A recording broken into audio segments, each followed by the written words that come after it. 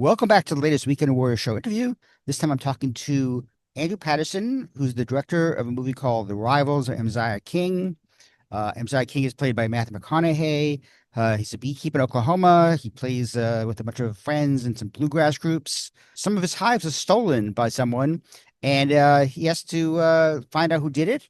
In fact, actually, his former foster daughter, played by newcomer Angelina Lookinglass, has to find the hives that were stolen. And it's a really great movie. I really loved it. I've seen it a few times now. I was really looking forward to talking to Andrew, and I have to kind of apologize in advance because I had some really bad technical issues during this interview. I was doing it in a place that was not most conducive to doing an interview. I had people who were kind of like glaring at me saying, "Oh, what are you doing here? Who are you talking to? What's going on?" And I was in the middle of the interview, so I couldn't really say anything. And then my computer was freezing. So you probably won't be able to tell because I'm really good at editing around and stuff. But this interview had some problems, and you could tell that Andrew was getting kind of annoyed about them without realizing exactly what was going on. And it's not the best interview I've done, and I really apologize for that because I really love the movie. It's really worth seeing the movie. I hope you'll enjoy the interview anyway. I'm letting you behind the curtains a little bit because you might not even know there were problems, but I feel like I should admit it and apologize. But anyway, enjoy the interview. I hope you go see The Rivals of AMZIAH King. It's opening about 500 theaters on Friday. Hopefully it'll expand to more theaters.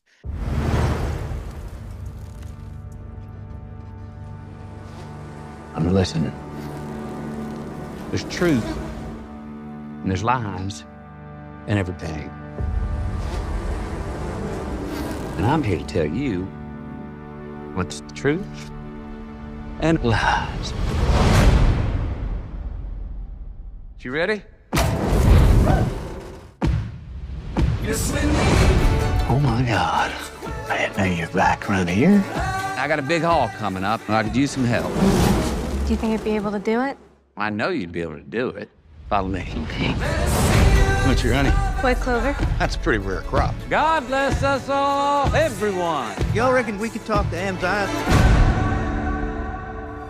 There's been a lot of honey, Deb. It doesn't look good.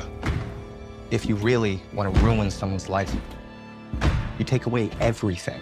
Okay, it's Edward Douglas from the Weekend Warrior Show.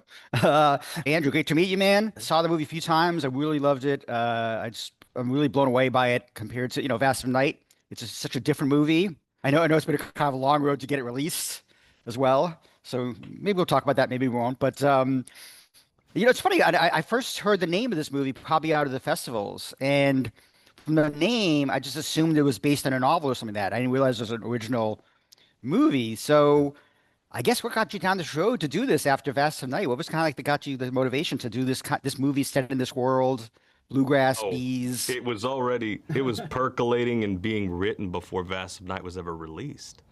I wanted to do something in the sun. I wanted to do something close to home, which didn't end up being the case, but I wanted something in a different environment than the dark of night. And so the fields of Oklahoma were calling me after trying to make a movie where you don't see a shred of sunlight in it. That was the original actual motivation, was how to make something that didn't feel, I wanted it to be distinct from Vast of Night, but also be something that I could do close to home, which was the original intention. What's interesting, I actually spoke to the head of the Oklahoma Film Commission maybe 3 or 4 years ago. It's probably maybe before this was in the works, but it was just really interesting talking to her about the infrastructure. Like Oklahoma is becoming a place where people are making movies now, which is amazing. Sure. We wanted to do it in Oklahoma. We actually submitted a whole application, movie stars attached, everything, and they had other plans, I suppose, for the movies they wanted to make there at the time. So we did it in Alabama and made Alabama look like Oklahoma, changed out all the license plate, changed all the flags, did all the things that took it away from being, Crimson Tide and turned it into a Sooner-looking place for this movie. I'm not sure how many people who are not based there would know, who aren't based in Oklahoma or Alabama would even know. But Alabama's a lot more hills, a lot more trees than we have where I live in Oklahoma. Was Matthew the first person on board? Was he kind of like, he just finished the script? Usually with these, I mean, there were other people we knew we wanted for roles. The way that a lot of the films that are put together, independent films, rely on the need for a certain scale of actor to be greenlit and to know that it's going to be a good investment. And so we had other people in mind for other parts. I can give you an example, like Tony Revolori was in mind to be Colmar. I had hoped I could get Jake Horowitz to play Remick, the sort of redneck Marine. And so there were other people I had thoughts about, but the movies don't get made until you line up a movie star of like somebody like McConaughey's caliber. So once he came on board, yes, then the dominoes fell very quickly, and we cast everyone out in about 3 months. Yeah, I didn't recognize Jake from Vast Night at all. I kind of You didn't? had no. Is he a lot older looking? Okay.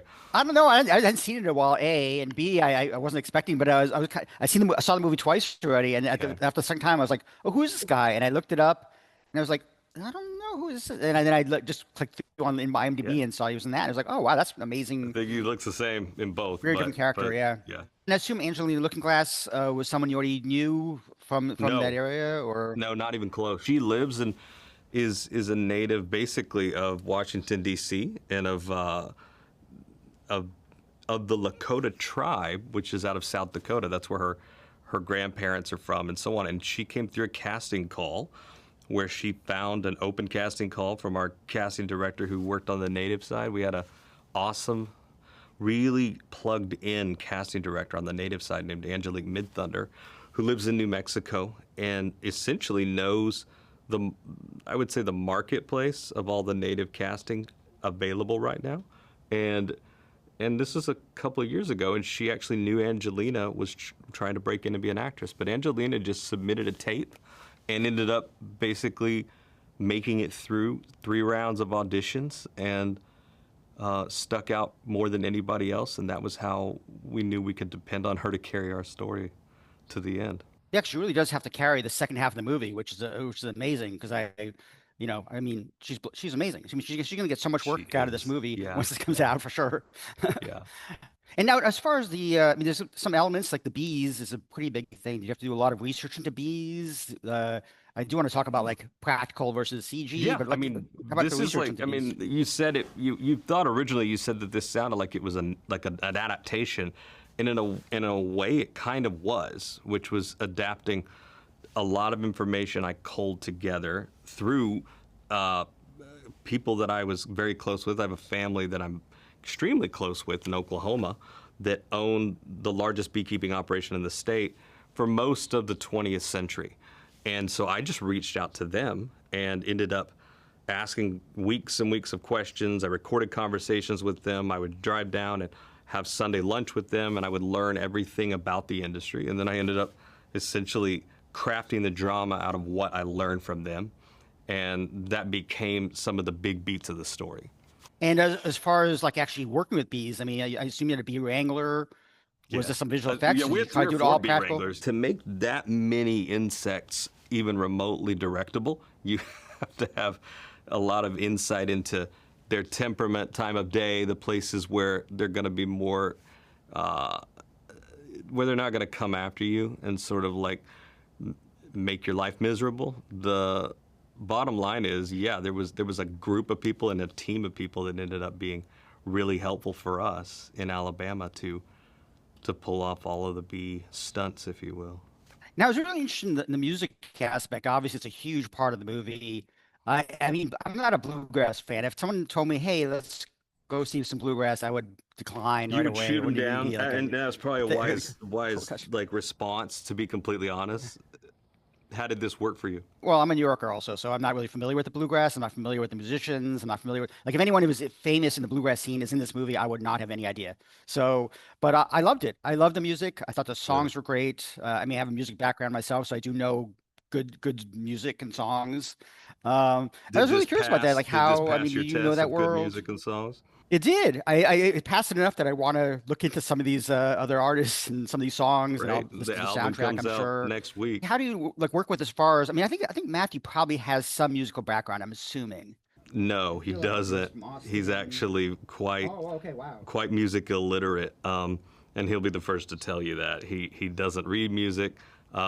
He's really good in a group when he can hear the melody. He's really good. He can keep a beat to a degree. And then after that, the more people you surround him with, the better he gets.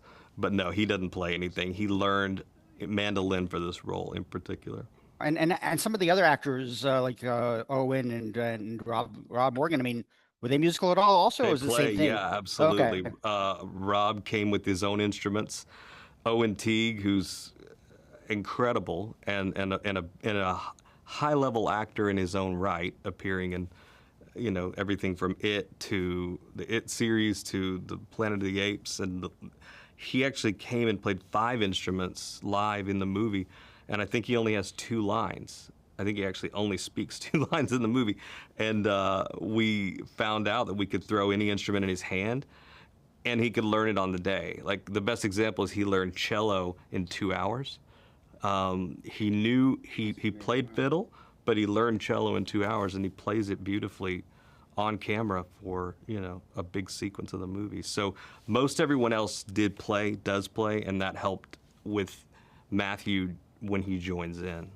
Oh, that's amazing because I did not recognize Owen. I've seen him in so many movies. We put a bunch of hair on him. Yeah, and, the hair. That's all it does. You don't recognize him. But then, like he looks much great. later, I was just like, "Oh, Owen McTeague. Who did he play?" And then I realized he's that guy playing all that music, and that's Good. Well, I hope we did that with a few actors that you see pop up in pretty big roles, in other movies and other shows, other series, other places, and we put them into places here where you might not recognize them initially.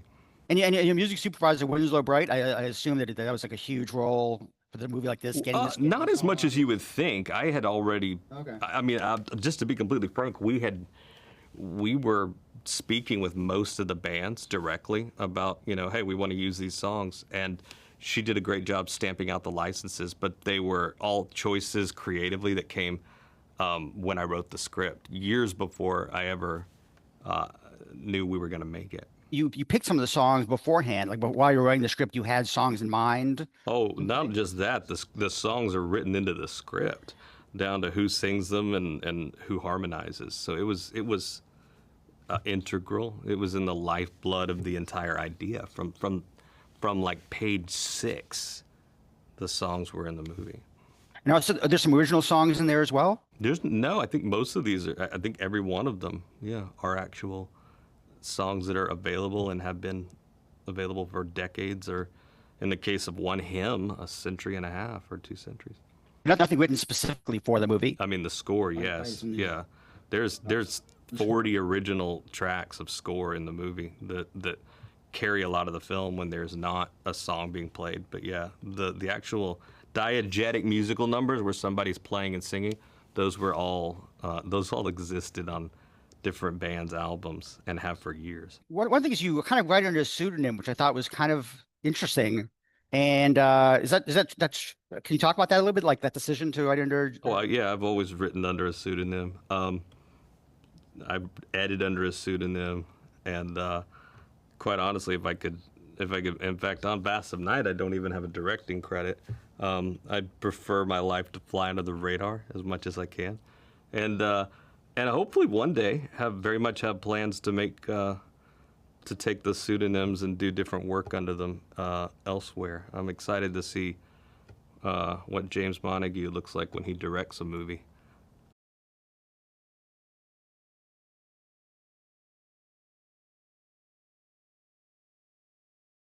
Yeah, I think I heard your question about am I developing other things? Yeah. Always have different things that in the fire. Yeah. South by, yeah. Yeah, I think I've written 4 scripts. I'm on the 4th one since that window. And yeah, I have several at different levels. It just depends on who wants to be a good partner on the next one and sort of engage on the things that I'm passionate about rather than sort of just stepping into the director's shoes on something that could probably be made by anyone at a major studio. Would love to do something at the studio scale. In fact, I'm hoping to step up to that over time and have ideas, have finished some work that I think they will want. So right now, just putting this one out into the world, gonna hope it finds its audience and see where it takes me. Well, it's a very, very impressive second film for sure, and I'm sure people are going to see it, and they're going to want to know more about the guy who wrote and directed it, and the actors too. I think Angelina's going to really be a star. So, okay. I Anyway, agree. I have to wrap up because they would kick me out of here. So, Well, Edward, it's good to meet you. Thank you for your passion about the film. I would be careful poking around in this business. It is not full of kind people. This isn't just theft. There's a design and a cruelty to this. Someone loaded up everything he built and took it all away. And I'm gonna find them, and I'm gonna take it all back. You'll be stealing back some money. I know the weather, I know the bees. I know the point where anyone else would give up, and I won't. Are we getting paid for this?